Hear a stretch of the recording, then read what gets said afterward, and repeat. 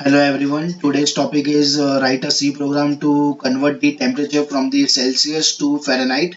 So first of all, here in this program, we are asking user that you have to enter the temperature in Celsius form, and using the formula, we are converting that Celsius into the Fahrenheit.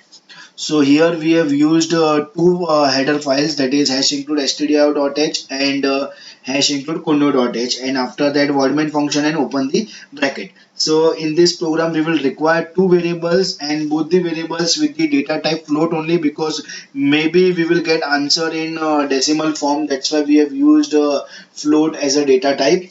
So float, Celsius and Fahrenheit, the two variable names which we have used here.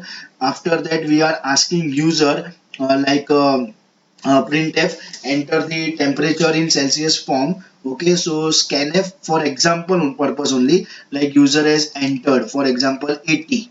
Okay, so that is the temperature in Celsius form. So using the formula like Fahrenheit equal to then bracket. Okay, the bracket is very important component. Okay, so inside the bracket we have Celsius into 9 and then divide by 5 after that, and then after bracket plus 32. So basically it is like 80 into 9 then divided by 5 and then plus 32. So we will obviously get the answer in that point or decimal form only. So that's why we are printing our answer also in decimal form only with the two decimal value. So here you all can see that we have used dot 2, that indicates that after point we will display only two decimal point. Okay, so that's why point 2 and f indicates float this data type. So printf Celsius equal to, okay, and then again percent, this 2%. Okay, there are 2%. The one first percentage is for the first variable Celsius, and the second percentage is for the second variable, that is the Fahrenheit. So basically it will print 80 Celsius equal to, and then answer here, and then Fahrenheit. It will display like this.